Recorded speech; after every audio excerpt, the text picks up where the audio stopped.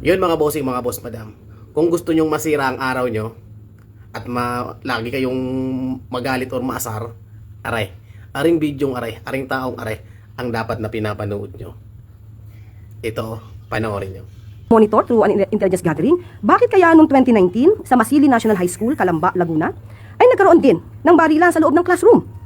Isang 15-year-old, grade 7 student ang involved. This is 2019. It occurred 2019. Bakit hindi ito kaya nakita sa intelligence report ng kanyang ama? At ito, meron pa rin po. Ito, terorista di umano ang nagsagawa. September 2016. Philippines bomb, Davao attack, blame on Abu Sayyaf. Bakit hindi niya kaya tinuruan ang kanyang Malaki na ang tama para ma-resolve or ma-counter ito agad? Grabe. Sobrang obsessed Meron sa pa pong mga isa. Duterte. November 29, 2016. 9 injured in bomb blast targeting Duterte's security team. Magaling naman po yata siya magpuna. Pero walang solusyon na naibibigay. Sana magbigay siya ng solusyon. At ito pa po. 2019, Duterte honors yeah. killed in school explosion. Masaya ka ba? Hindi po ba dapat kung napakagaling niya magbigay ng Kung gusto mo laging sira ang araw mo, yan ang panoorin mo, yung taong yan. Di ba? Yan yung hinihintay ko kay Auntie Claire. Yung nangyari dyan na kaguluhan sa Tacloban.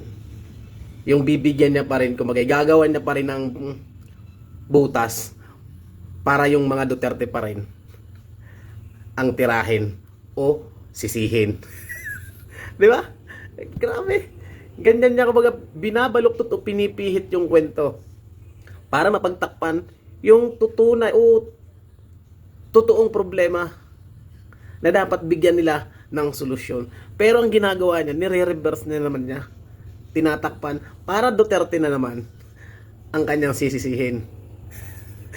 Duterte na naman ang kanyang bukang bibig. Grabe. Grabe, hindi mo maintindihan ko ito'y obsessed na talaga sa mga Duterte. Di ba? Imbis na bigyan ng solusyon yung problema pang kasalukuyan, Duterte pa rin isisisi. 2026 na. 2022 pa, wala na ang Duterte sa posisyon. Pero si Duterte pa rin ang kanyang sinisisi. Ganyang kalakas ang Duterte. Kayo mga bossing, mga boss madam, anong masasabi nyo diyan?